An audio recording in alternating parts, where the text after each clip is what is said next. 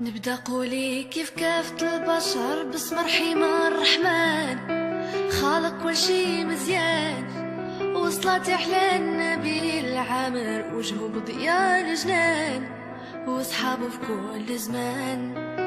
يا بنت السلطان انا خديم وانت صاحبك بالشان، بيني وبينك بيبان زهرة دفلة في الكون قايمة زينك شحال يبان مرار وعذب شبان. مسارك كله فوق حبل عطار ولباسك كله الوان، تبتيني بعنان فقري رسمو لداك الزهر كيف بلوغك في مكان كله جندو جدران.